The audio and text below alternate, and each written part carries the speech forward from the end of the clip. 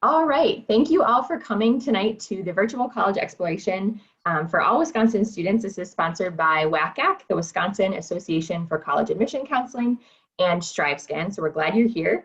Tonight's topic, we are here to learn about the college athletic recruitment process. So excited to hear from our panelists tonight. Just as a reminder about a few things, participants, you'll be able to ask questions using the Q&A button. So please chat in or type in your questions anytime you think of them. As participants, your camera and your microphone are automatically off. So the best way for you to participate is through the Q&A. Today is Monday, so there are more sessions throughout the week. So feel free to sign up for more sessions on wacac.com. And then if there's anything that you missed tonight, want to review, sessions will be recorded and they'll be available on wacac.com later on. So thank you all for being here, and I'm going to kick it over to our panelists.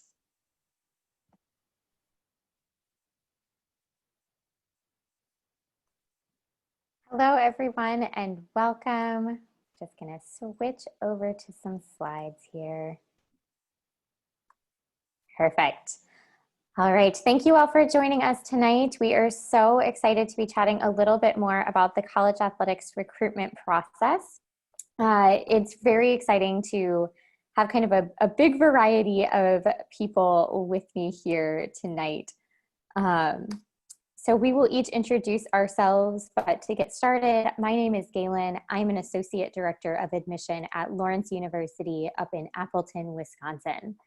I'm in my 8th year here at Lawrence and actually work with all of our athletes from the admissions side as something that's called an admissions athletics liaison. So I help get to know those students through their recruitment process, but more from the application side as well. Dawn, do you want to introduce yourself? Of course. Hi there. I am Dawn Red. I am one of our admission counselors here at Beloit College in Beloit, Wisconsin.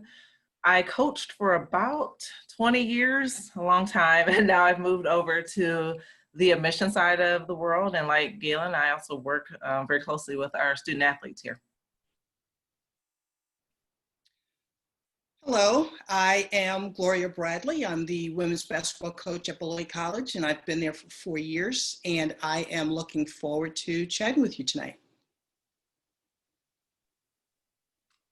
And hello, my name's Matt Lewis. I'm the head men's basketball coach at UW Oshkosh. I've been here for 8 years, and I've been fortunate to work at a variety of levels, and actually spent a year in the admissions office. So I've been able to do a few things at Oshkosh. Excited to talk with you guys tonight. And we will have one more person with us. You might see in the background, Karin Smith at Beloit College has very, very kindly volunteered to help us moderate some questions. So just a reminder that at any time you can put those questions in the Q&A, and we'll be happy at the end of the presentation to go through those together. So what are we going to be talking about today? We are going to start by taking a look at the different division levels and how to best understand where you really fit. We're going to talk about how coaches look at the recruiting process. We're excited to have 2 coaches with us to really get to the meat of what that looks like from their perspective, and also what you as a student athlete can do to ensure that you have the best experience in your own recruitment process. We will talk about the very overwhelming world of offers and scholarships and understanding all of what that might mean, as well as just some tips and tricks for navigating your college search as a potential student athlete. With that, I'm going to turn it over to Dawn to start off talking with us a little bit about the different levels and how we recruit. All right, perfect. So there are kind of 3 different areas we're gonna cover. We've got NCAA, got NAIA, and then also junior college. The biggest is gonna be NCAA. They've got the 3 different levels that we all know: Division I, Division II, and Division III. That has nothing to do with how big they are or anything like that. A lot of times some people think, oh, a big old school is gonna be definitely a D1 and a little school is gonna be a D3. I mean, that could be the case, but really all the differences between the divisions come down to is a school's financial commitment to athletics. Like, that's all it is. So if they're going to support athletics in terms of athletic scholarships, they've got this higher level of financial commitment to athletics. So it could be a small school and you've got, and they could be D1, it could be a big school, it could be a D3 school. So, do your research, kind of figure out what you're looking for. Also NAIA, there's a smaller amount of them. So there's like over 1,000 NCAA schools, a little bit over 200 NAIA schools, and a whole bunch of two-year schools as well. So you've got different choices in terms of what you're looking for. In terms of rules, with NCAA, D1 and D2, so those are the schools that are going to give you athletic scholarships. They've got some different kind of rules than Division III is going to have to in terms of dead periods, meaning periods of time when coaches aren't able to speak to you, things like that. And also, like a lot of schools have done this year because of the pandemic, the NCAA has also dropped the testing requirements for the clearinghouse. So you don't have to turn in an ACT or SAT to be cleared through the clearinghouse there. So that's kind of the big piece there. We can go on to the next one. And for this one, like, how do you figure out like this process? So it just said there's over 1,000 NCAA schools and like 200 and some NAIAs and then a whole bunch of D2s. That's just a lot of schools to figure out. So how do you get the one that's best for you? I'm going to go super like general and broad because the coaches are going to talk very specifically about, different things and different ways to get in touch with coaches and how they're going to get in touch with you. But I'd say broadly, figure out what you're looking for. Like, do you want to be at a big school or a small school? So once you figure that out, like you start with this big old huge group of schools and then you can make it smaller. Right? I've decided that I definitely don't want to be at a super big school, right? So now you've whittled it down. Then you can say, I definitely want to play. And then you kind of figure out where your level is. And then that's going to make it a little smaller. You might even say, I want to go all the way across the country. Like, I don't want to stay close to home, or vice versa. You might say, I really want to stay close to home. Then that's going to kind of whittle your choices down. And you're still going to have a lot of choices, but doing this just kind of makes it a little bit smaller for you. Or it could be you're looking for a particular major, and that's going to whittle it down and make it a little bit smaller for you as you're trying to make your choices, like your list of schools that you're interested in. So that's going to be a big one. So once you figure out like what's the thing, like whatever that thing is going to be, that's going to help you with your search. Then figure out where does athletics fit in there? Like, is it after you've done all that other stuff? Like, how important is it? Is playing time the most important to you, or being on a really good team? Because those aren't always the same thing. You might be able to be on a really good team, but maybe you can't play on a really good team. So you kind of have to figure out playing time things. But I think this, like, as you start thinking about your schools and everything, it really helps you with your search. It helps you as you're reaching out to talk to coaches. If you're sending out emails, it's going to help you kind of navigate that world of, okay, who should I be sending emails to or sending my video links to and all that kind of stuff. But it'll also help you when coaches reach out to you. So if a coach reaches out to you and they don't kind of fit whatever criteria it is that you're looking for. You wanted a really big school, and here comes a coach from a really small school. So then you can kindly say, like, I'm sorry, I really appreciate it, but I wasn't looking for that. So it also helps you when you start hearing from people to be able to kind of navigate those waters as well. But I'm going to pass it on now. I believe it's Coach Matt now, who's going to be talking about a little more in detail for you. Yes, thank you, Dawn. And Dawn, you were using your hand gestures there, kind of whittling it down. We use the term funnel, and so how do coaches look at the recruiting process? We often just term it as a funnel, and so we've got to start the process on our side of things. Being a college coach, we've got to develop our funnel, and then early that is a very broad, and then as Dawn described, our funnel is going to narrow as well, just as the prospective student athlete is doing the same thing. For college coaches, one of the big things, how do we find prospective student athletes? It varies level by level. You just heard about a variety of levels within college athletics, and so each is going to approach it slightly different. And then sports are going to do it slightly different as well. And now we're obviously going through COVID, and that proposes some different hurdles that each college coach is experiencing and navigating when we're forming that funnel.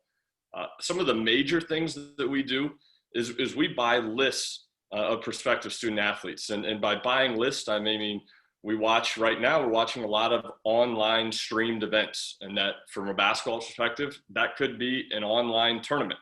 And when it comes to that tournament, we may be provided names of prospective student athletes. Sometimes we're given contact information, academic information.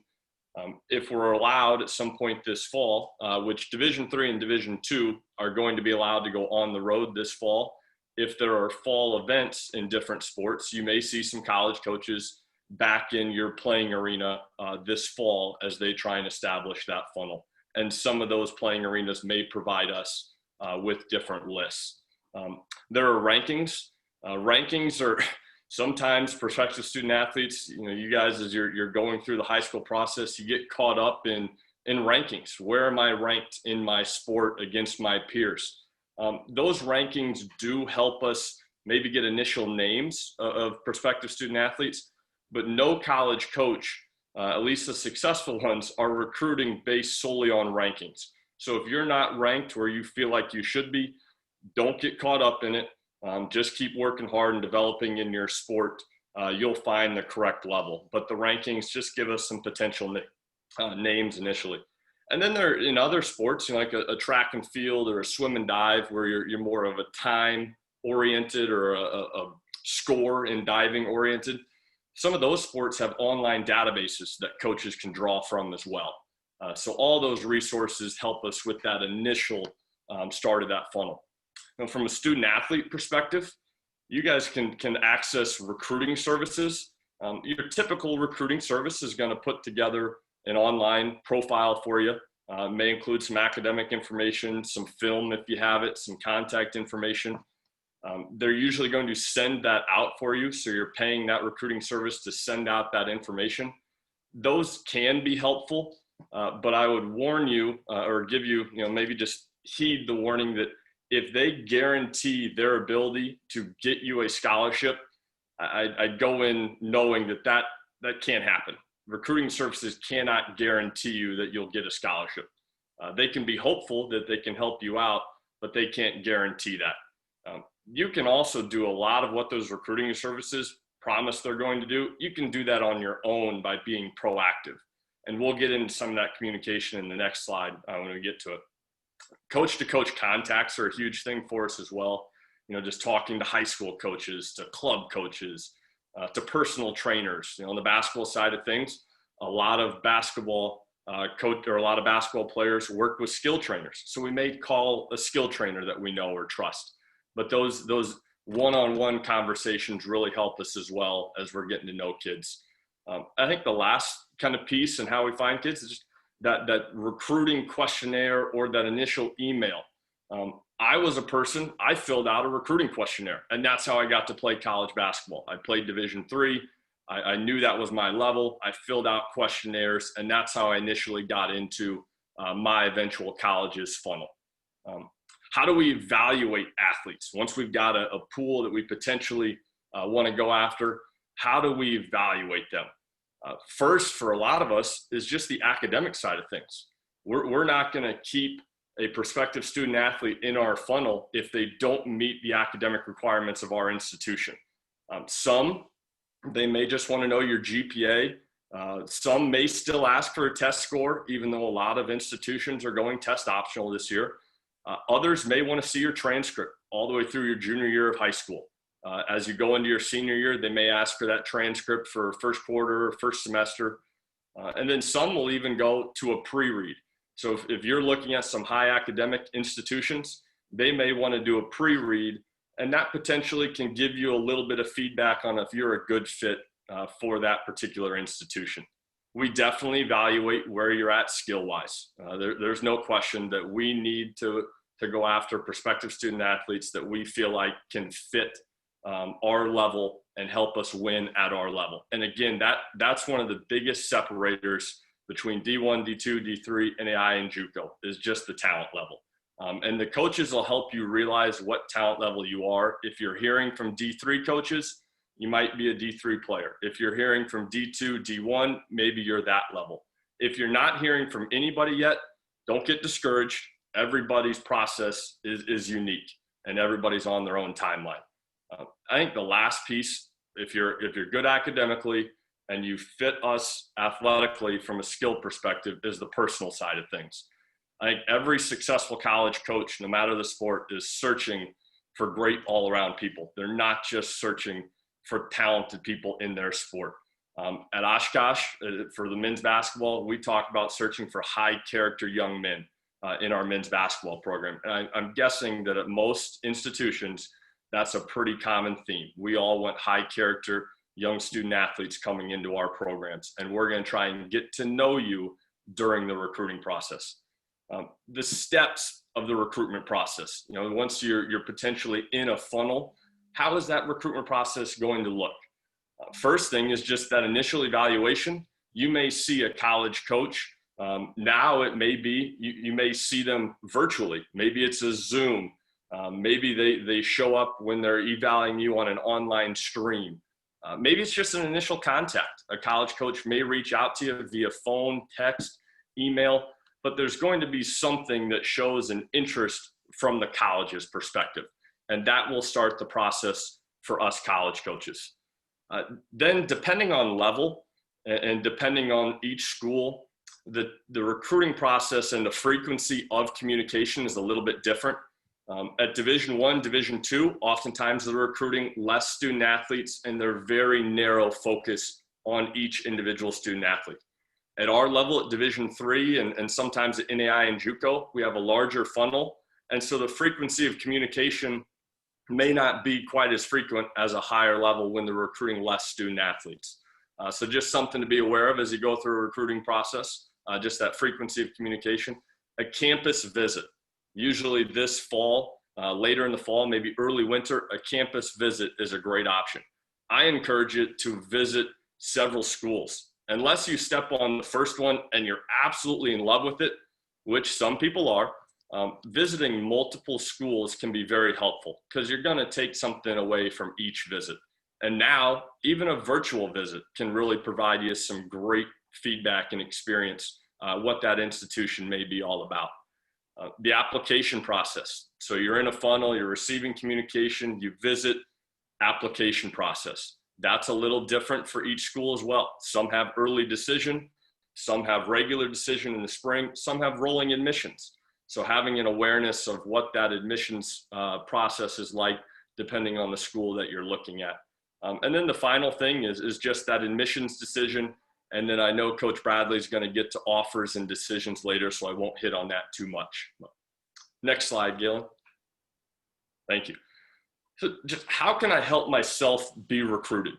And again, this is different depending on level. Oftentimes at a scholarship level, if you're Division I, the school is going to initiate contact and you're going to know that that school is interested in you.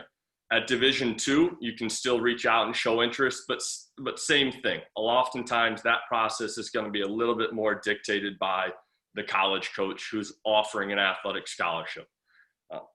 I think the first step is making sure the people around you, your coach, your parents, your counselors, making sure those people know that you want to play college athletics.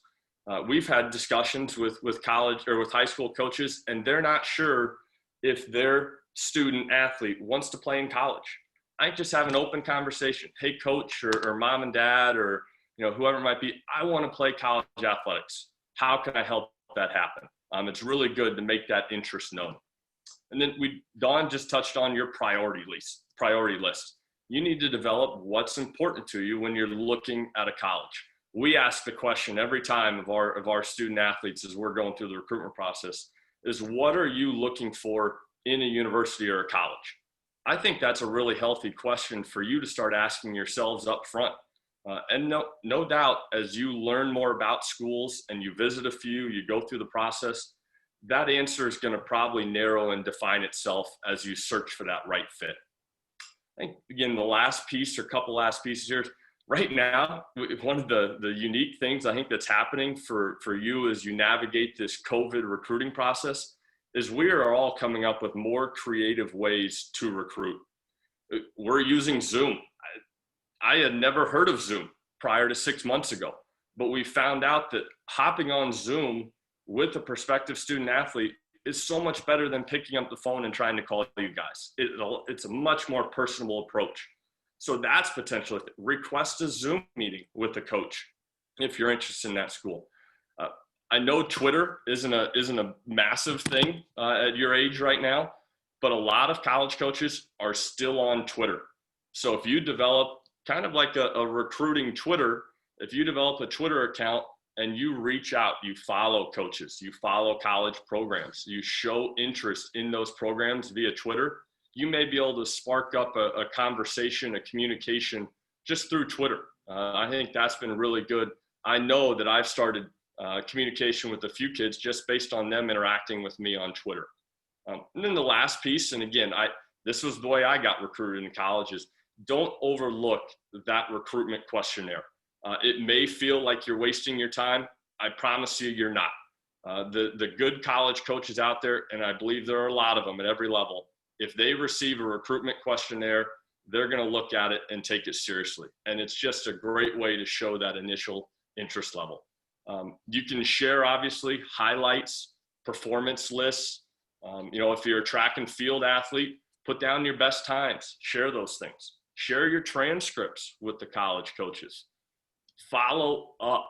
I think this is just a massively important thing in the recruiting process. And then when you get into the real world, staying in touch and following up on communication with all college coaches is really important as well. I'm going to kick it to the next person. Thank you. Okay, so so far you've been given a lot of information, and one of the things that I know about the recruiting process is that it can be very confusing. So before I get started, first thing I'm going to say to you, ask questions. Ask a lot of questions. Don't be afraid to ask questions. When you get to the scholarship or offer part of the process, that can be confusing because each level has different rules. It's not just this is what the coaches want to do, but these are the rules that coaches have to follow. So for Division I, they have full rides depending on what sport, and not every sport has the full ride, but only Division I is going to provide or offer or have the ability to provide a full scholarship. And then you have partial scholarship, primarily Division II and AIAs, and some junior colleges will offer you a partial. Non-athletic scholarships, well, that's Division III. And by non-athletic, we mean academic or institutional grants and financial aid. And one of the things that can get confusing, when you think of non-athletic scholarships, people have a tendency to think that they're going to pay more money. But your financial aid packages, it's very important that you speak to financial aid, because your financial aid packages can be very comparable to each level, depending on where you fall academically and financially within different institutions. And it does vary, it varies widely. So again, don't be afraid to ask questions in the process there. Offers and signing. Again, it varies by division. A letter that you receive from a coach, a letter of interest, is not an offer. And I think that's where it gets confusing. Someone says, hey, I received a letter from the University of Wisconsin. That is not an offer. That's a letter of interest. And as the process goes on, you'll get more information. You're not going to receive an offer without speaking to the coaches. So if you've never spoken to a coach, you're probably not receiving an offer from that coach. Now, what are offers? Offers can be in many different forms. It can be an offer to be a part of a team. It can be an offer for a scholarship for that team, or it can be an offer to be a walk-on. So you have to be comfortable with asking questions. What does this offer mean to me, for me? Signing, you can sign on any level, but it differs. Division I and Division II, you sign a letter of intent. You also can sign a letter of intent for junior colleges. But for Division III, you sign what's called a celebratory letter. So once you've committed and deposit it to your institution. Hey, that's where I want to go. I want to go to Beloit. You can request a celebratory letter, which some of you may have seen. Some of your upperclassmen, prior teammates, family members have done a signing in front of the school or press conference for that. That's that celebratory letter that just indicates where you're going, and it's your keepsake to remind you of your commitment to your school. That is not legally binding. Your letter of intent that you sign to a Division I or Division II, that's binding. That says, I've committed, I'm going to that school, and there are consequences if you change your mind. So it's important that as you're making these decisions, that you're not making them by yourself, that you have people around you, parents, coaches, that can ask appropriate questions so that when you make a decision to sign an offer letter, a letter of intent, that you're pretty sure that's where you're going. Now, your offer. You will probably receive, if you're going to receive a letter of intent, an offer for a scholarship, you're probably going to receive that verbally before you receive it in writing. And if you receive a verbal offer, there are signing periods, and it varies per sport. Basketball has, for Division I and II, an early signing period in November, and then they have a late signing period in April. Football has a signing period, I believe, is in December. So it's going to vary by sport when you receive a written letter of intent. Your verbal letter can be, your verbal offer can be anytime before that. If you're offered a roster spot, again, ask questions. I think someone says, hey, I want you on my team. Sometimes people think, hey, I'm going to be a starter for that team. That's not what that means. And being on a roster, a coach recruiting you and saying, I think you're a good fit for my team, does not mean that you've been admitted to that institution. You still must apply. You have to apply, you have to get admitted, and that's on all levels. You have to be eligible for admission to that institution, and that varies by institution. For Division I and II, those requirements are stipulated by NCAA regulations, what your minimum ACT or SAT can be and what your minimum GPA can be.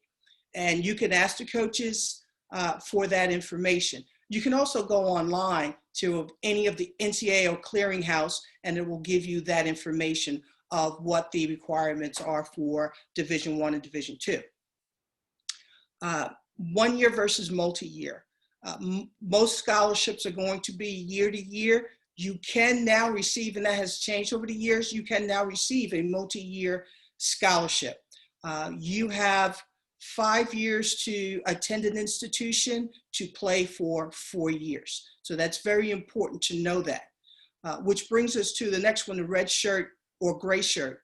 If you red shirt, that means that the coach, either for academic, physical development, or an injury, will redshirt you for a complete year. As a redshirt, you will not compete in any competitions. You are allowed to participate with the team in practice and workouts and any team activities, but you cannot compete. A gray shirt is a little different. A gray shirt is someone who's not going to enroll in classes for the first semester, but will attend that institution in the second semester. And tryouts, I think most of you from high school are pretty familiar with that. They're the same in college. They do have rules and regulations about how long the tryouts can be and when your tryouts will take place.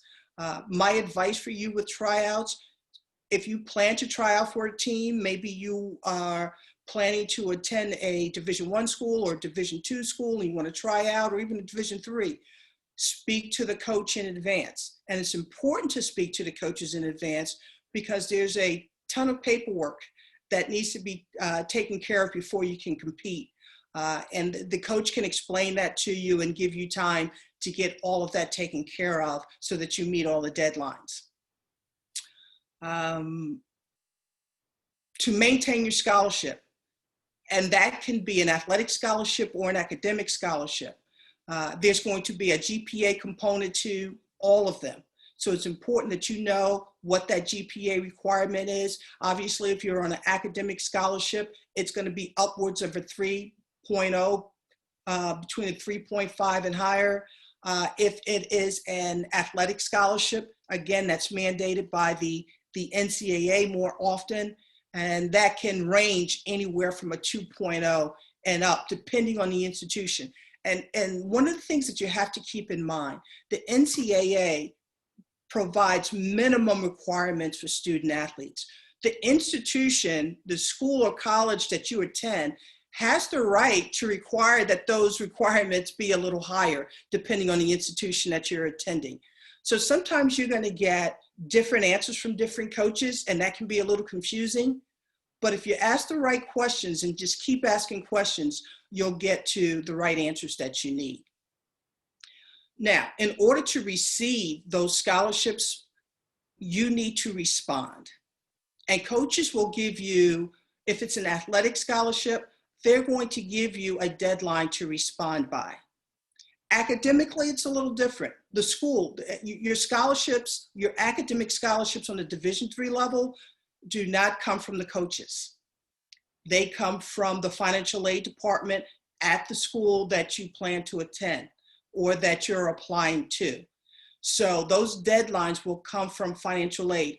You can ask your coaches questions, but they are not allowed on the Division III level to interfere or participate in any way in those academic scholarships or financial aid packages. Whereas Division I and II, NAIA and junior colleges can have an impact or directly determine what your financial package will be. So again, ask questions, ask questions, ask questions.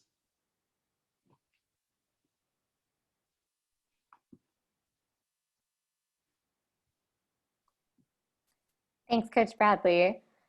So we've talked a lot about kind of the athletic side of things and really determining what that fit is for you. But of course, as everyone mentioned, that priority list and understanding what it is that you're looking for in a college is about so much more than that. So on the athletic side, even those questions you can be asking yourself about, how quickly can I get playing time? How many people are there already on a roster in my position? Look at last year's roster, see how many freshmen are sophomores now. If retention's important to you, think about those questions, even within your athletic, athletic component. But also knowing academically, what are you looking for? Is there a specific major that you need to, that you feel that you need to do? Or are you still trying to figure that out, but maybe you're looking at schools that require you to choose a major immediately? We want to make sure that you're finding an academic fit, knowing that that's likely what you're going to be spending your career doing. Socially, I think there's just so much about what our college experience is outside of the classroom. Are there certain clubs that you want to be a part of? Do you want to keep up with music, or are you an outdoorsy person? Do you like really, really big schools? Do you want more of a small, kind of close-knit community? Do you want to be living in dorms all 4 years? You're living off campus. All of those things will be a big part of your social environment. And I think the academic and social components are so important because athletically, we don't always know what's going to happen, right? You may go in thinking that you're a starter, and that might not happen. There might be an injury. You might have time away from the court, field, track, whatever that is for you. And you still want to have a good time in college. You still want to have a good experience and find friends and find your people. It's a really important thing to think about this a little bit more holistically. And then the final component is really that financial piece. Knowing how much money we have to be able to afford those next 4 years in college has always been important. And I think in a time of COVID is even more so important. So it takes time to compare those offers. As we've mentioned before, D2 and D3 offers, often even when there's not athletic scholarships attached, you may find that you're getting more money. I know for Division III schools, as most of us here tonight are, over 80% of our students are receiving financial aid. So being able to take time to compare what that looks like from school to school is really lovely. And I would also make a ploy to include your parents and your counselors in this decision. I think, at least I know from my own 15, 16, 17-year-old experience, I definitely thought I knew what was best for me. And I think it's really important that you're asking yourself these questions, but your parents, your counselors, your guardians, other people in your life can also help you to think of some of those questions to ask yourself and to ask coaches and admissions professionals to really help you get at what it is that you're looking for. I know that we have just about 10 minutes left and a lot of great questions already. A reminder, you can stick those in the Q&A, but I will turn it over to Karin for some questions. Great. Oh, we do have some questions, and I'll reiterate what Galen just said. If you have questions, feel free to type them into the Q&A so that we can ask them live here of the experts in the room. I'm going to start, Matt, with you and Gloria, coaches. There's a student who's asking the question, should he pay to have a recruiting service help him get recruited? Fire away, Coach Bradley. Well, recruiting services can be helpful. If you have not been contacted by a coach, you can do that work yourself, but sometimes it gets a little difficult and confusing. One of the things that recruiting services will do is package your information together that makes it easy and accessible to college coaches, and they will send your information out to coaches. So it's helpful in that way. It's something you can do yourself, but I would say, depending on what the cost is and if you can afford to do it, I would recommend that you subscribe to a recruiting service. Matt? I would offer same thing. Like it can be helpful. You can definitely do it yourself. If you don't have the financial means to pay for it, maybe you could just take a peek at what one of those looks like. Ask a friend for an example, if you've got a friend that subscribes to one. And you could just get creative and make one of your own. So if you want to do it, awesome. If you don't want to, you can definitely get creative and take the bull by the horn, so to speak, with your own recruiting service. Great. So another question from a student who is a spring sport athlete and whose season was upended by our current situation. And so the student has no film that she had thought she would have available to show to coaches. And so what can she do without that available to her? Well, if she has played in any games whatsoever, those games would be helpful for her to forward to coaches. Another avenue would be to speak with her coach and have her coach speak to college coaches as a point of reference to her capabilities. You also have the ability to do tryouts at certain levels. So ask about those too, so that your ability can be assessed. Yeah, I've just got a couple that come to mind, a couple things. If you can get creative, you know, if you can perform your sport right now at home in some fashion and have somebody film it, can you potentially show some improvement there just by, again, being creative and filming yourself? Some colleges and universities are allowing fall camps. I can speak to ours at UW-Oshkosh. We are not allowed to, but maybe in the spring. But there are other institutions, even in Wisconsin, that are hosting fall camps, and maybe you can attend one of those. And then the last piece is, again, there are several levels. Really, the only level that can't go out on the road recruiting this fall is Division I. The rest of us are going to be able to go out and recruit in person while observing masking and social distancing guidelines. So maybe that is a good opportunity to reach out and say, hey, I'm playing in this fall league, or I've got a competition here on this date. Would you be willing to come and watch me perform? So invite those college coaches if you have something going on this fall. Great. Okay, another question. This student has noticed that there are admissions people in this session and is wondering about the relationship between admissions and athletics when they're being recruited. How about I start, Galen, go kind of broad, and then you can dive in a little bit more? Does that sound all right? At Division III, I would say the relationship is super close, like between our athletic department and our admissions offices, just in terms of working together to recruit this class. We need the coaches, coaches need us. We're all trying to do the same thing to expose students to our institutions. At higher levels, like at D1, it's possible that it's not real. There's not a whole ton of communication there, honestly, between the two departments. The athletic department can really kind of be off on an island on their own. So it really kind of depends on the level. I'll pass it off to you, G. Absolutely. So the funniest part of this question is Coach Lewis is my husband. We do not work at the same institution, but we do get to enjoy the trade-off of hearing about each other's admissions and athletics offices. As Dawn said, very, very close relationships with our coaches. And often I know almost every single student athlete that's applying to Lawrence and have the opportunity to chat with them or their families as part of just getting to know that right fit. Working at a Division I previous to this, the athletics and admissions department certainly is kept quite separate, and that is very, very purposeful. It's just a whole different world. There's a lot of different roles that are involved. But the important part is always just knowing what that admissions process is, wherever it is that you're applying. And if you have questions, you can ask either person, ask the coach or ask the admissions office. They'll always get you back to the right person if the question you're asking needs to go to someone else. But it is a great opportunity for you to also just hear more about the school from different perspectives when they are working closely together. Great. Thank you. Can I just say a follow-up with that? Applying to a school does not mean the coach knows about you. So make sure that you're also contacting the coach.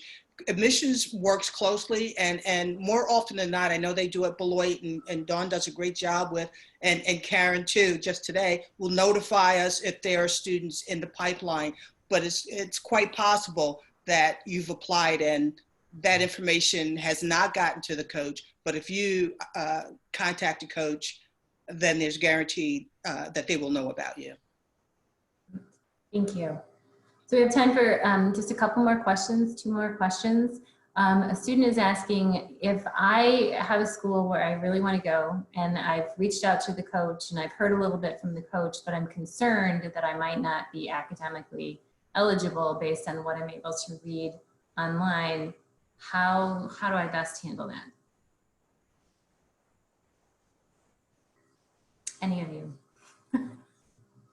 I'll hop in just from a UW system standpoint, having my experience here at Oshkosh.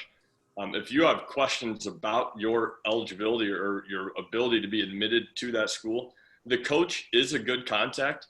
You can reach out to them, but likely what we are going to do is turn straight to the admissions office and what they just discussed, that admissions athletics relationship. So if you are very interested in a school, I'd go ahead and apply or contact an admissions counselor and see what that application process is. You can also ask what you can do to improve your chances of admission. So for example, we may give suggestions like, can we see a graded essay if maybe your English grades aren't where we were hoping they would be? Or creatively, we sometimes ask to interview students. We ask to get to know you better. We might ask to see your 7th semester, your first semester of senior year grades. There are different ways that we can see academic improvement, even if you are not hitting that kind of academic profile.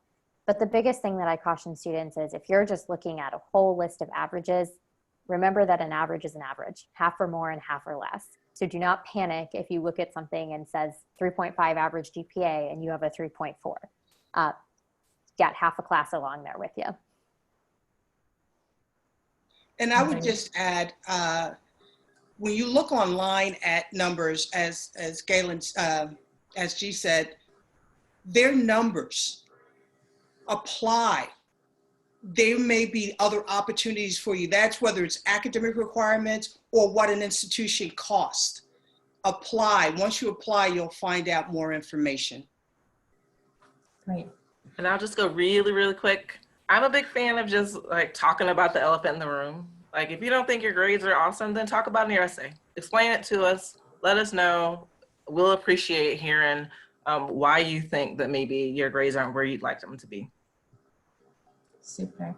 All right, one final quick question for the coaches. Game film or highlight film? Game film for me.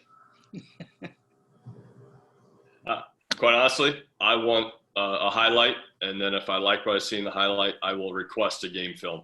But initially, honestly, I don't have time probably to roll through a full game film. So have both is probably the best. Okay, so that's a question that student athletes probably need to be prepared for. Thank you very much, all of you, for joining us this evening. I think Galen's going to put up contact information here at the end. Great. So if you want to reach out to any of the panelists that have spoken this evening, here's their contact information. They will respond. And we wish you the very best. You have some of the most passionate coaches and lovers of athletics in this room who are very happy to work with you. Okay. Good night. Coach Bradley, my immediate apologies on your last slide. I promise that's Coach Bradley. What's that? I just had the wrong name up there and I'm super sorry about it, but your contact information is correct. I didn't even notice. It said enough. Well, I didn't even notice. Thank you to all our presenters for sharing the information tonight. Really helpful and so great to learn more. Thank you all for coming tonight. There's a short survey that you'll be prompted to complete after you close your window. So I'd ask you to complete that if you have time. And then there are more sessions throughout the rest of this week through Friday. So check out the schedule if you want to sign up for more. And if there's something that you want to hear back, want to listen to again from the sessions will be recorded and will be available later on WACAC.com. So thank you to all the students for great questions tonight and to our panelists. And we hope you enjoyed it. Thank you.